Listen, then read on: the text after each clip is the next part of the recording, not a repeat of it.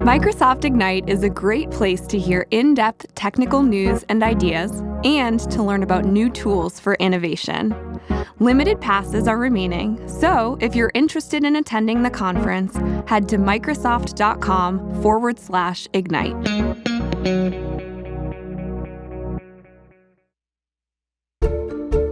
It cannot be overstated that just the simple existence of a person in power that happens to look like a young person, that will change a young person's perspective. You are listening to the Women in Business and Technology podcast from Microsoft. In each episode, you will hear from women in amazing technology and business roles, as well as male allies who are helping make the industries more inclusive. We are diving into programs that promote greater diversity in the pipeline and bringing you tips on how to build a successful career in a supportive community. Welcome to Women in Business and Technology.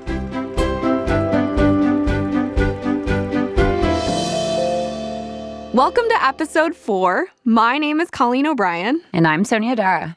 And today we're going to kick things off in our Community Connect segment by talking about the Create and Cultivate conference, which recently came to the Microsoft campus. And then we'll jump into an interview I have with a male advocate, fellow Microsoft employee, and fellow podcaster, Scott Hanselman. And then we'll wrap things up in our Cutting Edge segment, where we're going to talk about CurvyCon, which is driving inclusivity at New York Fashion Week. So, Sonia, you and I recently attended Create and Cultivate, which happened this past weekend. It was awesome. It was awesome. Create and Cultivate is this amazing brand and company with this bold mission to help women get their dream jobs. They create a ton of amazing and inspirational content on their website and on their social feeds, but they also host a conference that happens 3 times a year, and Microsoft was lucky enough to host them on campus this past weekend. Sonia, you and I were both at the conference, and I'd love to hear a little bit more about your experience there.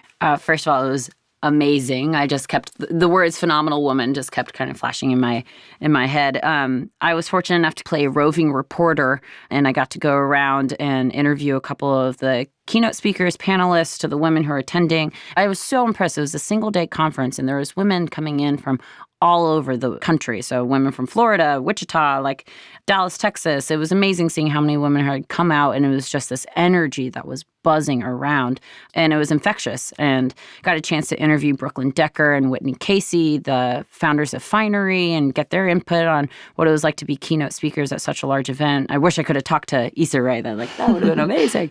But it was just infectious, and I loved having them also on campus and get to show them a little bit of what's going on in our world. And it was just amazing to see what drove women to attend and all their different reasons. So some of them were to provide advice, some of them were looking and seeking advice, and it was just all around awesome. And I think we should get more involved with opportunities like this. Totally. I was at the conference as an attendee. You and I were lucky enough to witness the interview with Issa Rae at the end of the day, her keynote interview. She's this amazing actress, writer, director, producer. She created one of my favorite shows, Insecure. So that was... Ultimate slashy, as you called it. Ultimate Producer slashy. Director / actress. Yeah, totally. And another great panel that I caught during the day was about snackable content. You know, interviewing women who are using technology to start their own businesses. So whether it was the blogger behind A Cozy Kitchen or What's Gobby Cooking, to local entrepreneur Molly Moon, who has all of these amazing ice cream shops throughout the city. It was an amazing spot for me to learn from and get inspired by women who are using technology in really innovative ways to capture a market opportunity. Community Connect. Get involved and stay connected. Sonia and I caught up with Create and Cultivate attendees at happy hour the night before the event kickoff. One of the women we met was Karina Fabre, who works in publishing and was specifically interested in getting access to greater diversity of thought when she purchased her conference ticket. I decided to come to Create and Cultivate this weekend because I feel like we kind of live in a bubble, especially in our internet age, where it's difficult sometimes to get outside and meet other people in person. And it's, I think, an exciting opportunity to learn about the field that I'm in from women that inspire me, but also about new areas that I want to kind of build up my skills in from people that I admire a lot in a setting that's very inclusive and uplifting. Merchandising analyst Marga Bueno was attending the conference with her best friend, Druli, both of whom were looking for some inspiration. We are starting to work on one of our ultimate goals, which is really looking at what other people are doing, mostly women, and how they're contributing to the community and how we can bring people together, inspire other people, and just, create opportunities for other women and, other countries that are in need. Like, I'm from the Philippines, and I really want to start, focusing on bringing more, projects over there so that I could create opportunities for people who don't really have any connections. Kat Earls, an advertising strategist, was on the hunt for some important and critical conversations with other attendees at the conference. Recognizing and acknowledging the fact that, in order for women to succeed in today's business world, there are barriers that we have to face, and not being afraid to talk about them or get in front of them and meet other women who are on the same page. I think that community is really important for us all to get to where we want to go, and that these types of events are a really good way to bring people together to kind of move forward together. Producer Mira Jagani was specifically looking to grow her network and find a supportive community. So Create and Cultivate is interesting because it's a brand that really brings women together, and I love that idea of empowering people and having an environment where you can have these open conversations where it's not necessarily competitive, but really about growing, kind of like their name, Create and Cultivate. It was basically about that, just meeting women that are like-minded. Ambika Singh, the CEO of clothing rental company Armoire, was leveraging the conference to connect with her business's target audience, professional women. I run a business that's focused on solving problems for the women who are here. So it's really exciting for me to talk to them, understand their challenges, and see how we can tailor our solution to best meet them where they are.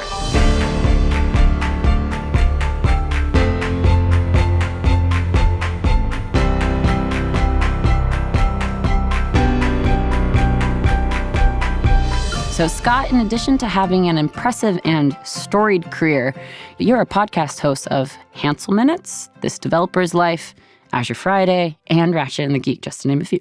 You're also a frequent guest on other shows and panels, and because you're so prolific, this could easily be a marathon of an episode, but I'm hoping we can really narrow down the lens and focus on your work specifically in diversifying the tech pipeline. So if we can make our conversation about that today. So first off, you had a pretty interesting childhood. I listened into a couple podcasts where you talked about it, and you managed to get your hands on the school's single computer. It sounds like they only had one, and you would keep it on the weekends to apparently stay out of trouble with the local gangs you mentioned, making fake IDs, which I thought was hilarious. And I also know you're a fan of teaching systems thinking at a very early age. Can you tell us a little bit more about your journey into tech and maybe any advice to newcomers?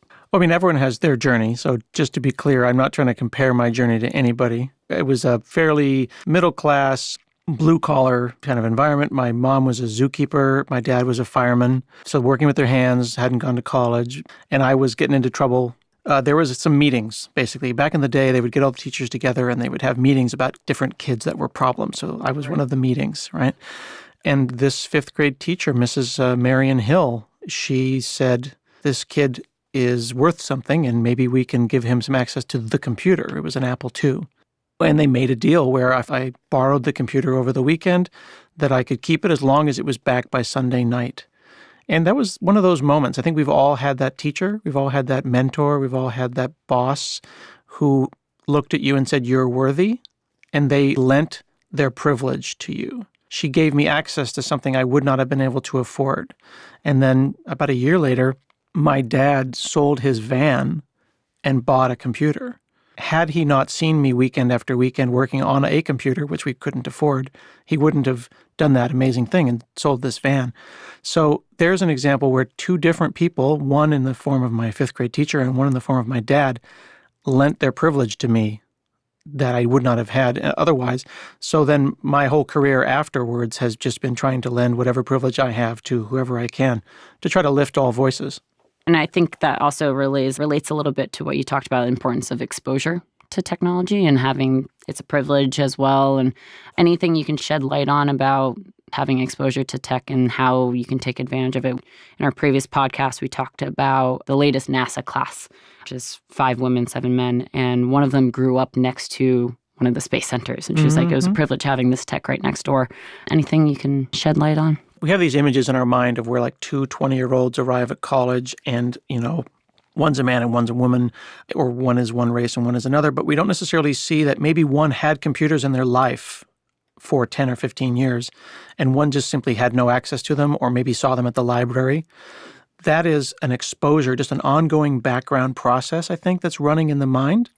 So by me having access to even a simple computer at age 12 gave me 10 years, jumpstart. Yeah. That I think other people wouldn't necessarily have. I think we are simplistic to believe that simply having a phone means that everyone has access to computers now and that that's a solved problem. We have phones that we can consume information with, but we don't have maker devices. Like how many people are watching Netflix versus writing programs? So I want to make sure that we understand that production and creation and creativity around computers is as important as simply having access to them. As we were learning more about your podcast, Hansel Minutes, you shared that nearly 60% of the people you interview are women, which is awesome. We talk a lot about the importance of representation on our show specifically, and we really appreciate that statistic. Was that actually a goal you had set for yourself? And is that something that you're very closely tracking stats on? How easy or difficult has it been to actually achieve that gender ratio on your show? So it's not been a goal. It just happened, which I don't know if that's good or bad. It just happened. One thing that I would say, and there have been people who have noticed that statistic and that aspect of my show, and some people have declared that my show is like a women in tech show. It's not. It's non-denominational. But one of the things that I've noticed is that I haven't needed to invite any kind of white guys on the show. They introduce themselves to me and they invite themselves on the show. I have lots of people who have said, hey, I'm working on this great, cool technology. I'd love to be on your show. So I have them on the show, and it's usually a great show. In my experience, and I apologize if I am making a generalization here, but in my experience in 600 shows, very rarely have I received cold emails from women or people of color saying, hey, I've done some great technology. I should be on your show. So what I have come up with is 50-60% where half the people invite themselves on the show and the other half I invite on the show because I see that they're doing cool work. If I see that you're doing something cool, I'll email you. And you might say, oh, I don't know, I really haven't spoken. No, come on the show. And just this much encouragement, just a tiny bit of encouragement, it turns into a great show. And what I've also found is that if you look back in the archives of my show, you'll find that a lot of the people who maybe got their start on my show, that was the lift that they needed to start then inviting themselves on other shows. So you can say that that's personality types, you can say that's gender differences, whatever. But the fact is, some people can self-promote, some people can't. But some people can be taught to self-promote, and that makes me happy. So I try to, again, lend my privilege. And that term, lending privilege, got that from my buddy, Anwan Simmons. He's got a fantastic whole talk that he did at South by Southwest on lending privilege. And that's what the show intends to do. Way back in 2012, you hosted Kimberly Bryant, the founder of BlackGirlsCode.com, on your podcast, just a year after her organization was actually founded. Many large tech companies, even including Uber, which just released its first diversity report this year, are seemingly slow to pick up on the importance of inclusion in the industry. What was your perspective that led you to bring Kimberly on your show so early on? That's a good question. It has been now 5 years, you're right. And it was really when she's just getting started. I think she was just working on her nonprofit status and things like that. And now she's a force in the community. I think that having been in the industry now 25 years, at some point I looked around and realized that I was mostly just working with people that came up the same way I did. Whether it was, blue-collar people that went to community college or whether they went to Stanford, it was mostly just people that looked like me and spoke like me. And I don't know, it got a little boring. We tend to make the same kind of projects and software. You've worked on projects in college where the team is just people who look like you and who grew up in the neighborhood you grew up in. Oh, homogenous, yeah. Just, homogeny in any way is not a good thing.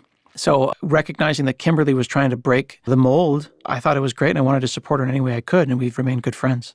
In that interview with Kimberly, you had this great quote. It cannot be overstated that just the simple existence of a person in power that happens to look like a young person, that changes a young person's perspective.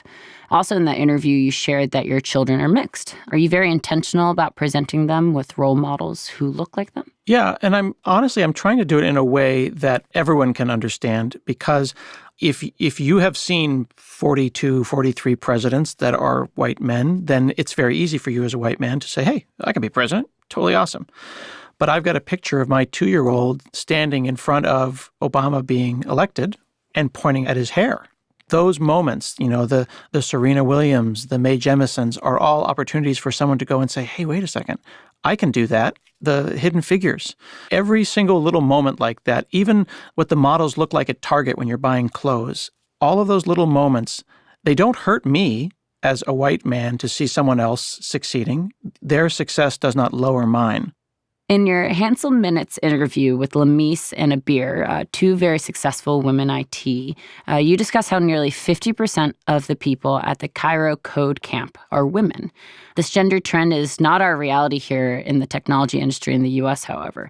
How did you learn from those women, and how can we change the tide of representation in STEM here at home? This was at the Cairo Code Camp in Egypt, and it was 700 or 800 young people. And it was really like 50+% women. And this is in a Muslim country, a lot of people wearing the hijab. And, someone who doesn't necessarily have a passport or hasn't had the blessing to travel that I have may not believe these things to be true, but I have been there.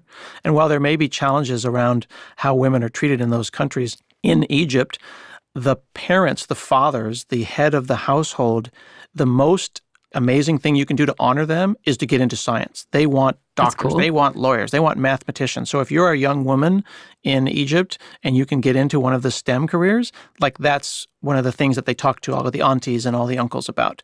I think that when we say it starts at home, it's that. It's tutors for your kids. It's making sure that we call them tapes, the tapes that run in your children's head in the back of their minds that are saying, I'm not good at math. I'm not good at math.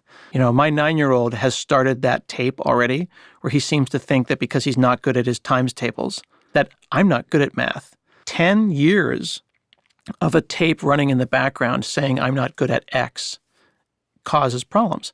Yeah, and you mentioned systems thinking at an early age. Can you explain a little bit more about systems thinking, how that might help? Systems thinking is this common idea, but I learned about it first from this amazing woman named Keisha Rogers, and I did a podcast with her. And she says that everyone's out there trying to teach kids how to code, but they're not teaching kids about how the system works. And she used the example of a toaster. The toaster doesn't work. It's not making toast. Well, you can shake it or flip it upside down or plug it in or unplug it, and for most people, that's the end of it. But if you think about the larger system, the fuse box, the power to the house, that kind of like house-wide debugging as you run around looking for things to reset or restart, just even simply rebooting the router is the understanding that the internet itself is a system. Is it my computer? Is it the router? Is it something between my system and the router? Is it the FiOS into the house, et cetera, et cetera, et cetera? I don't think that we teach people those systems. That's great. Any lessons that you've been teaching your kids directly about systems? And this will sound silly, but honestly, the basics. My kids want a digital watch. They can't have one until they can read an analog watch because you don't want to grow up and be 35 and you can't read a clock. Those little things matter. Of course, race and gender are just two spectrums against which inclusion can be practiced. Also in 2012, you spoke on a South by Southwest panel entitled On Pie Chart Diversity at Technical Conferences. So do you mind explaining a little bit what pie chart diversity is? In my opinion, pie chart diversity is, or what I also have called Power Rangers diversity, is when you are putting together a team and you want it to look attractive, aesthetically pleasing from a Power Rangers / United Colors of Benetton kind of a way. Right. Where it's like, okay, we're putting together a team. We need one black guy. Oh, I got 2 qualified black guys. Nope, sorry, just have one because it's the Power Rangers, there's just one black guy, right? Right, of course. You get two white people, boy and a girl, you get an Asian person, maybe a Latino, Latina, doesn't matter. And then you've put together your team. You've put them together to make sure that the aesthetic pleased someone and that the boxes were checked. Were they qualified? Right. Maybe you put together an all-white or an all-male team because that's where the qualifications are. But are they all white people that went to Stanford, that grew up in the Bay Area in the 80s? There are multiple levels of homogeny. Right.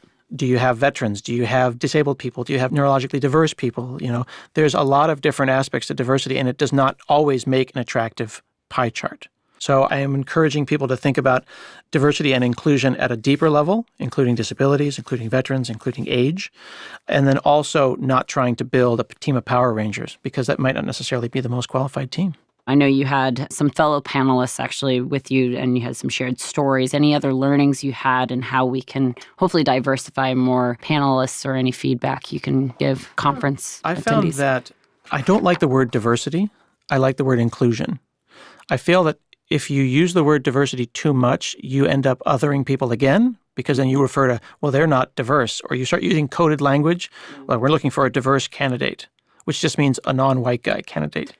And that's going to make white guys angry, right? So how do you find that balance? And I think you say, we're looking to really, cast a wide net here and put together a really inclusive team. We're looking for all kinds of people of all flavors. That means old and young, veterans and not, disabled and not. We're looking to put together a team that is not just the same people. What I think we're doing is we are casting a wider net to put together a team of people who think differently than I, and presumably will have a better product for it. So another way to look at it from a pure economics perspective is you're going to have a better product, and a product that represents more people, and you're not going to have your product get into trouble. All those kinds of issues can go away. So there are perfectly good reasons, not just because inclusion is the right thing to do, but economically.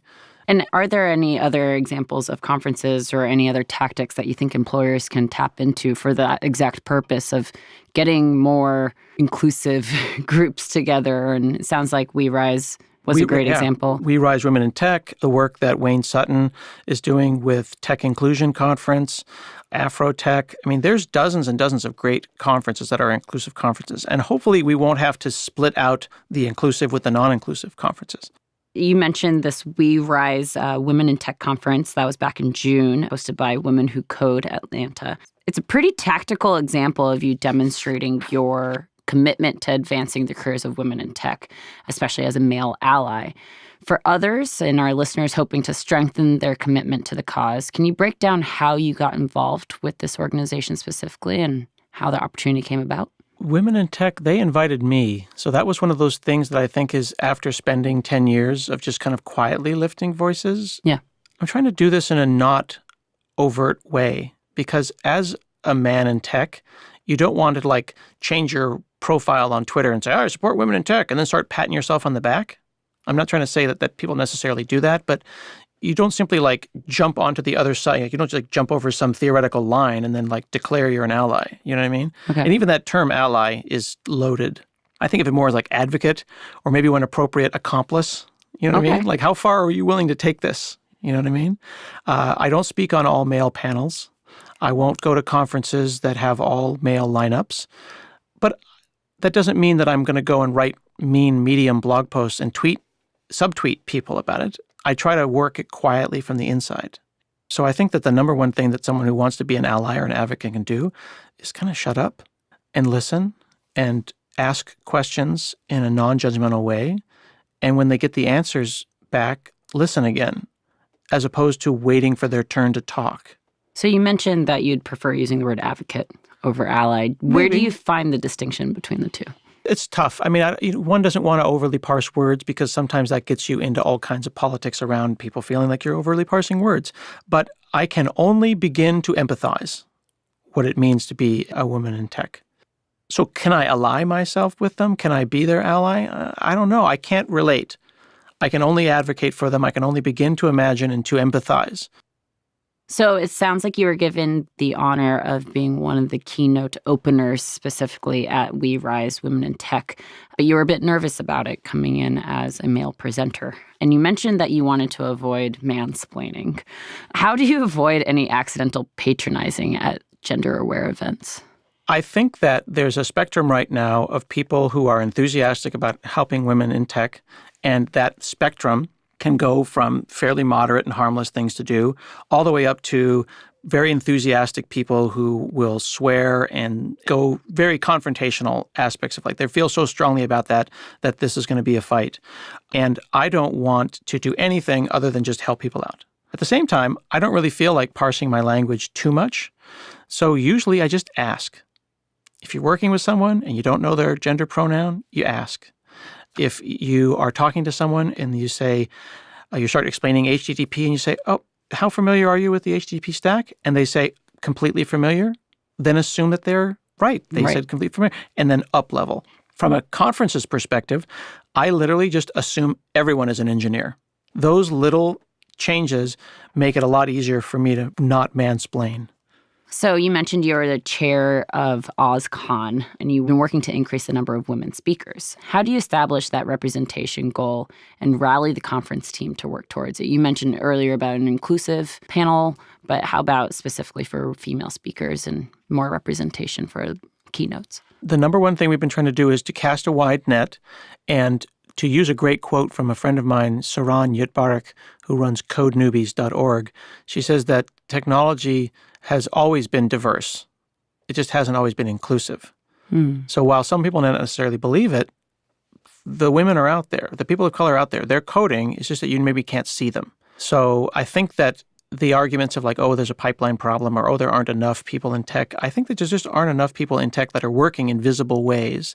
And the more visible people that we can find, the better. And it's just going to improve, the statistics until the statistics are representative. Right. I don't think it's going to be a 50-50 thing, right? If you look at, for example, Black people in America are 13% of the population. It's unreasonable to expect them to be 50% of the technology population. But if it's roughly representative, where it's, rolling the dice, comes out with some statistical representation, that's great. So while trying to avoid pie chart diversity, we are simply trying to cast a wider net.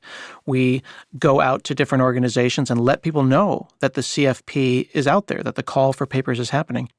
Specifically for our listeners, how do you think they can help create more inclusive workplace cultures and help best support diversity in the tech industry? We talk about conferences and panels, but what about our day-to-day coworkers? I feel like it's the little things. I'll give you one example, and hopefully my team won't mind. I'm on a team right now. I have a team of 4 people, myself included, right? And I have a young Black woman on my team and then 2 men, white men. You might look at them and say, okay, well, the 2 white guys and Scott are all the same people. But, one's a veteran and one has an invisible disability, and there's diversity, for lack of a better word, there. But when the young Black woman joined our team, we started using GIFs and memes to refer to the things that we understood, like the movie Office Space, which is clearly required for everyone, right? But she'd never seen it because she's in her 20s, right? The simplistic thing to do would be to say, well, make her watch Office Space so that she'll feel part of the team. But that could encompass her with our culture and ignore hers. Do you see what I'm saying? So instead, we made a team, our Microsoft Teams group. We said, everyone give us movies that you think we should watch and TV shows you think I should watch. And we'll all watch them, and then we'll merge all of our memes together. So she said, you all should watch Doctor Who. Because she's English. None of us ever watched Doctor Who. Yeah. Now we're all into it, and now we're mixing memes with Chewing Gum, which she watches, and Office Space, which we had her watch. So we made our team culture the sum of its parts, as opposed to forcing her to join our team and be us. We don't want her to be us. We want her to be her. So where can our listeners find you online? You can Google me with Bing. And if you search for Scott Hanselman, you'll find hanselman.com. You can find my podcast there. You can follow me on Twitter. I've been online for the better part of 20 plus years. I've got over almost 600 episodes of my show. So if you go to Hansel Minutes, it's a 30-minute show. It's a great commute show, and there's a lot of really cool women in tech. So if you like this show, I think that you would like my show as well. That's great.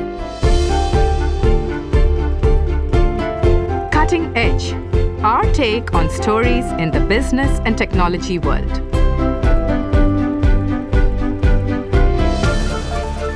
In this cutting edge segment, we're going to talk about an article that was published in Levo League in mid-September entitled Welcome to CurvyCon, the body positivity celebration that New York Fashion Week desperately needed.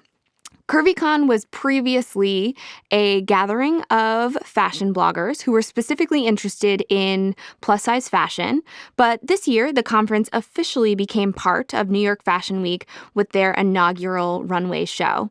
And the show was met with a lot of great acclaim. It was sold out, which I think is demonstrative of this interest and acceptance of this part of the fashion world. So this is a trend that we've seen, fortunately, gain some traction over the years. I remember back in the days when I was modeling, they were starting to enforce some healthy BMI level restrictions. So any woman that was below a level 15, she wasn't allowed to be part of Fashion Week until she got healthy again. And so we've seen this now start to accelerate, I think, in the past few years. And there's a growing acceptance of women of all shapes and sizes, no pun intended. But it's great to see it growing in diverse areas of fashion. We've seen Ashley Graham get on the cover for Sports Illustrated, all the way to the women taking it in their own hands and starting to create fashion lines themselves. So Gabby Gregg and Nicolette Mason launched Prem, a plus-sized fashion line. It's awesome, and I'm super excited to see what happens in the next couple of years. Totally. You know, this article cites a poll of 1,500 women who wear a size 14 or larger and self-identify as plus size. 72% of those 1,500 women said they do not believe fashion designers create their designs with the average woman in mind. And this stat and the conference itself sort of points to this significant market opportunity. I think that CurvyCon, creates this space for women with an inclusive perspective to recognize early on, or in this case, super late in the game, that there's a huge market opportunity here, and to capitalize on that by creating their own lines and making this previously restricted industry and world open and accepting of more humans. I love that people are taking it on and creating their own lines. And I have to give a shout out to a Surface partner I was working with previously. She started a company called Lab 141, which are going to existing designers, equipping them with her tech to basically make made-to-order outfits that are of a plus-size woman's specific needs. So in terms of helping fit the market there and understanding that there are these women who are willing and able to spend for existing designers, and they just are having difficulty finding their sizes. She's helping fill that void.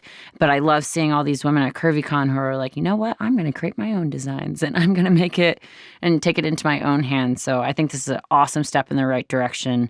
And like I said, I'm excited to see what happens for the February Fashion Week. Who knows what will happen then?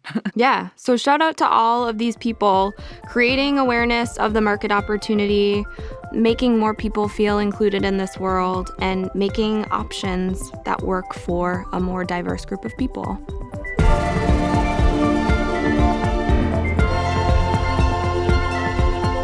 Another great episode. Thank you so much for tuning in. As always, you can find us on Apple Podcasts, Google Play, or wherever you get your podcasts. Be sure to subscribe. And of course, please recommend us to a friend you think would like this show. We're always looking for more fans.